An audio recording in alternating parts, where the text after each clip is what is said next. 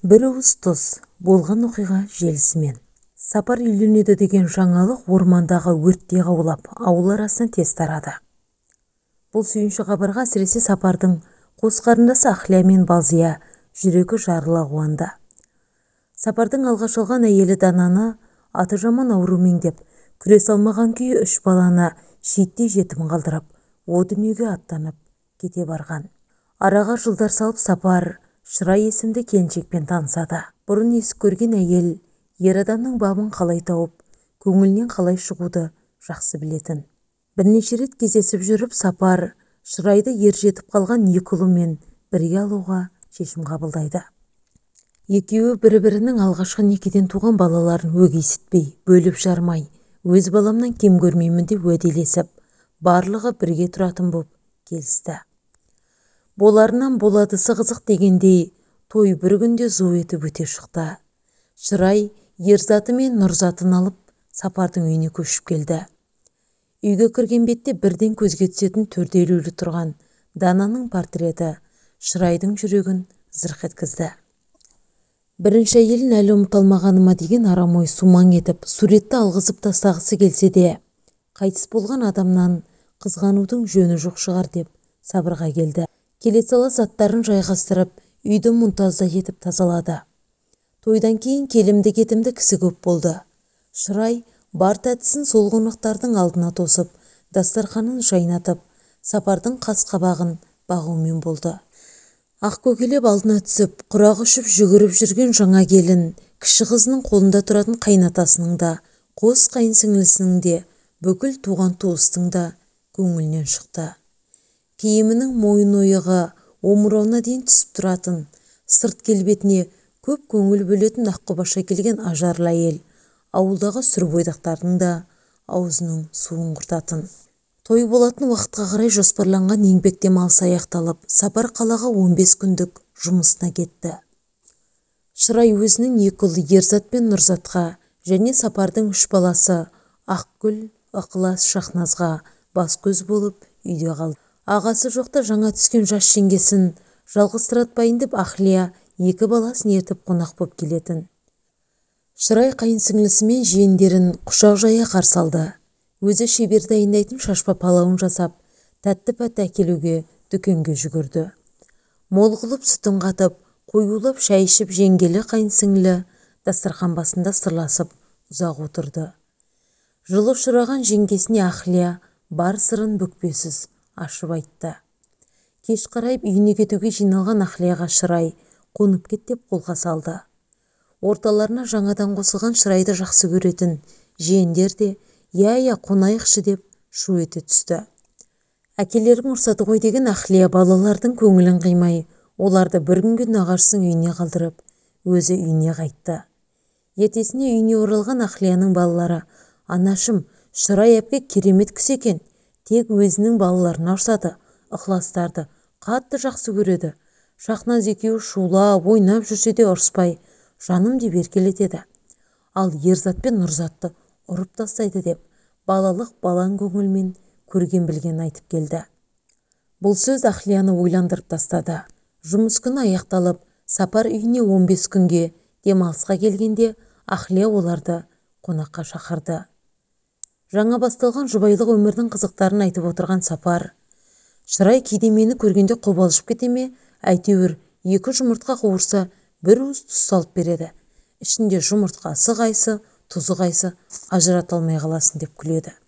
Оның үстіне өзін айтсаң бұртиып ренжитін қайтерсің? Сонда көңілімнен шықпаған нәрсені айтпай жүре беруім керек пе? Сен де әйел затсың ғой, өзің айтшы Ахлия деп қарындасына қолға салды. Ұсақ түйекті сөз қылып қайтесіз аға, жеңгем байқамай тұзды көп салса, сізге деген махаббаты шығар деді қарындасы жымиып. Осылай Сапар жұмысқа кеткен сайын Ахлия мен Балзия Шырайға кезек-кезек барып, бірде оны өздері қонаққа шақырып, сырлас мұңдас боп жүрді. Бұл кезде Сапар жұмысқа шықпай, балалардың тәрбиесімен айналысып, үйде отырған Шырайға ермек болсын, әрі бір тиынды 2 қылса артық етпес деп, үйінің жанынан азық-түлік дүкенін ашып берген еді. Дүкенді 1 жасқа жетіп қалған екеуінің ортақ баласы Жаннұрдың есімімен атады. Сапар ауылға келгенде дүкенге керек жарағын өз алып келеді. Ол қалаға жұмысқа кеткен кезде Шырай жанына Ықылас пен Шахназды ертіп, дүкенде таусылған азық-түлікті базардан үшеуі таситын. Бір күні Шынар Ахлияның үйіне келді. Өңі солғын, жаман хабар әкелген адамдай тұнжырап тұр. Ахлия не ойларын білмей, аяғын жылдан басып шайды отқа қойып, мән-жайды білмекке асықты. Азар болса ағам ренжіткен болар деген ойға келді. Бұрында әңгіме арасында Шырай, ыстық суғымыз басылып қалғандай, қатты ашуланса ағаң мені ұрып, тіпті теуіп тастаған кезде болды.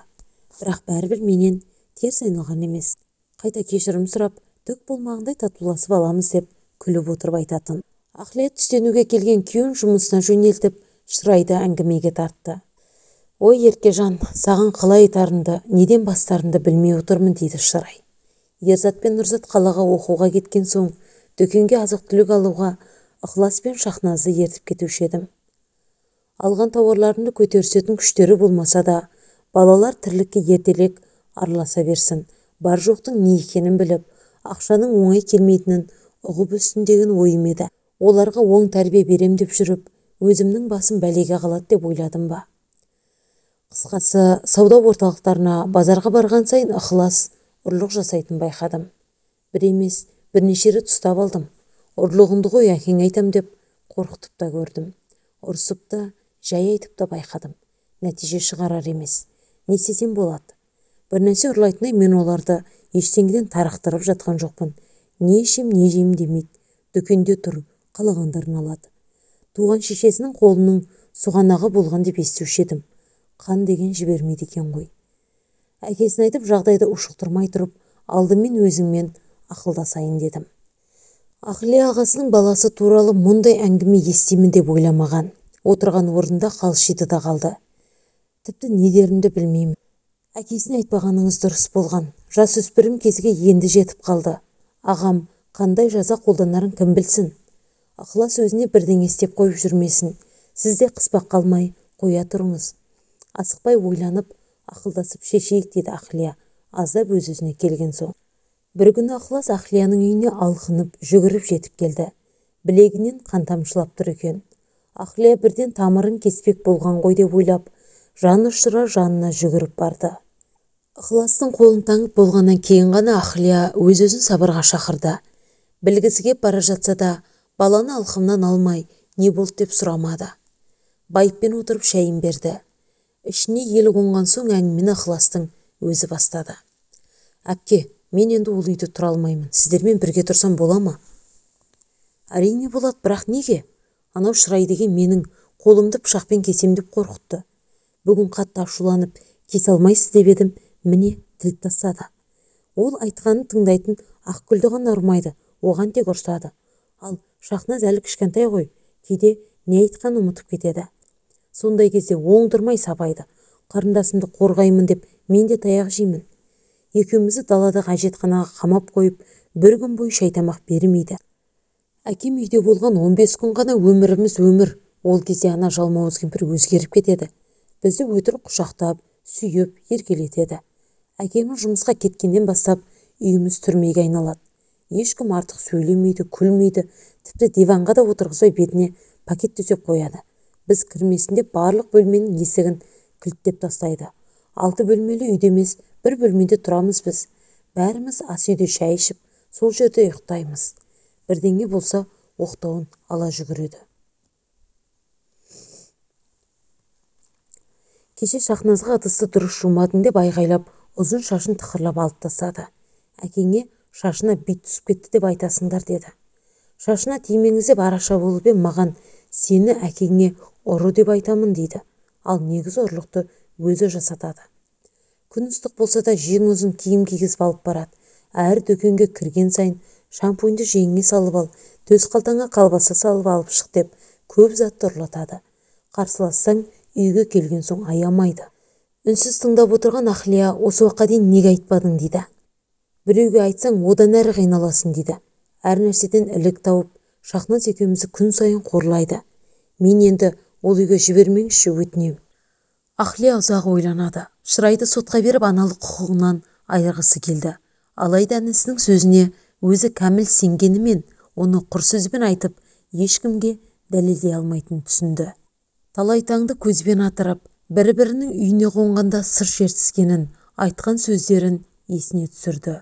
Сонда Шырай ағаң мені қанша ұрып соқса да басқа ешкімге кете алмайды дегенді жиі айтатын.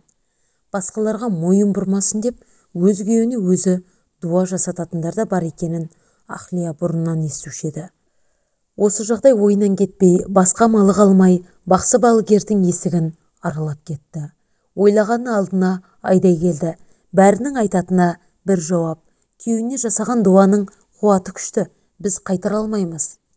Енді Ахлияның бар ойы дуаның күшін жоятын адам табу. Әйтпесе, бас айналған ағасы бұлардың сөзіне сенбей, қатыны жақтайтын балгердің өзі де айтып отыр. Әркімнен сұрастырып жүріп, көрші ауылда сондай мықты балгер бар екенін естіді. Дереу жолға шықты.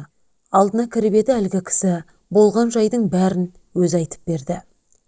Тек бұл емес, ол сенің үйіңнің айналасына да бір уыс тұз шашып, дуамен жолыңды жауып тастағысы келген. Сіздерге тағы да орны толмастай қиянат жасауы мүмкін деп дуаның күшін қайтарғандай болды. Сапар жұмыстан келген соң Ахлия ықыласты ертіп ағасына бар шындықты айтуға келді. Ал Сапар әдеттегідей Шырайдың шыбын жанын шырқыратып, сабаудан әрі салмады. Ажырасып кетейін десе кешеді, арадағы баланы қимады. Оның не жазығы бар деп ойлап, таңдаудан қателескеніне бармағын шайнады. Онсыз да 3 баласы, шешесі жоқ, шын жетім еді. Енді тағы бір баласын тірі жетім еткісі жоқ. Ұлы ықылас енді Шыраймен бір шаңырақ астында тұра алмайтынын айтып, Ахлия әпкесінің үйіне түбегейлі көшіп барды. Айлар ойнап, жылдар жылжып, болған жайттар біртіндеп ұмытыла бастағанда Сапардың әкесі дүние салды. Жаназасын шығарар күні Шырай ғана қайнатасының қазасына қайғырып жылай алмады. Ауылдың бәрін білгіш қатындарының арасында атасына ұл беріп өлтіргенде Шырайдың өзі шығар деген пыш-пыш әңгіме тарады. Мұның да өтірік шынын ешкім дәлелдей алмады. Ақгүл бой жетіп, теңін тауып тұрмысқа шықты. Ал Шахназ әпкесінің жолын қуып, тезірек біреуді тауып, етегінен ұстасам деген арманмен құлдықта жүргенде күндерін өткізе берді. Ықылас ер жетіп, үйіне келін түсірді. Шырай оны да сыйғызбай баласымен бірге Балзияның қолында тұруға жіберсе де, ағайын туыстың алдында аяулы әже рөлін ойнаудан шаршамады. Әңгіме өмірде болған оқиға желісімен жазылған. Авторы Әсел Асанова.